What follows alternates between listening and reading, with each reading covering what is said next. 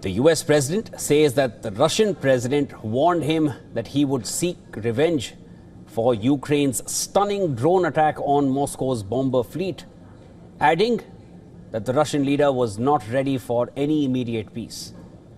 Now, Putin had earlier appeared to rule out a ceasefire or any direct talks with Ukraine. Trump said that he held a call with the Russian president that lasted for about 75 minutes. In a social media post, Trump said that Putin did say, and he said it very strongly, that he will have to respond to the recent attack on the Russian airfields. Trump added that while it was a good conversation, but it wasn't a conversation that will lead to immediate peace.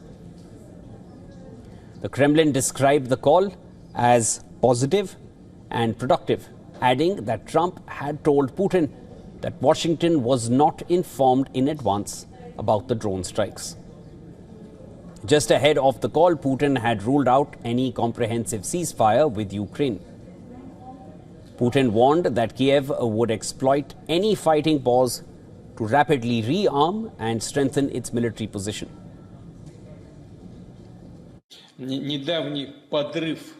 They are asking for a summit meeting. But how can such meetings be held in these conditions? What is there to talk about? How can we negotiate with those who rely on terror?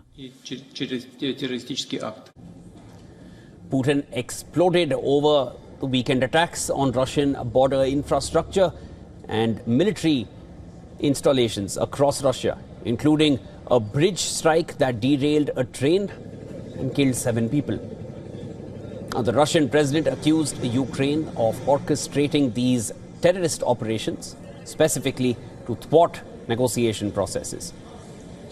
Putin's call with Trump appeared to be part of a diplomatic offensive, with the Russian leader also speaking with Pope Leo. The Vatican said the pontiff pressed Putin during the call to make a gesture that favors peace. The Pope has previously offered to host Ukraine peace talks in the Vatican. The Kremlin said Putin had told the Pope he wanted peace through diplomacy, but he accused Kiev of carrying out acts of sabotage. Meanwhile, Ukraine's President Zelensky urged allies not to show weakness to Putin. And this is after the Russian leader threatened retaliation against the recent strikes in the call with Trump. Zelensky warned that if the world reacts weakly to Putin's threats, he will see that as a willingness to turn a blind eye to his actions.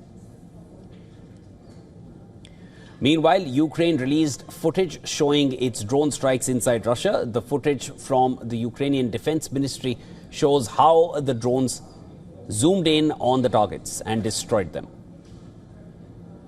Ukraine's Operation Spiderweb targeted 4 key air bases and 5 military installations in all. It claims to have destroyed around 40 heavy strategic Russian bombers by smuggling trucks or first-person view drones deep inside Russia.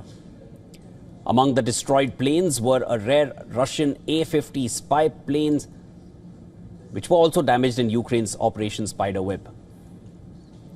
U.S. Special Envoy for Ukraine, Keith Kellogg, has issued an urgent warning that Ukraine's Operation Spiderweb risks triggering unpredictable and potentially catastrophic responses from Moscow.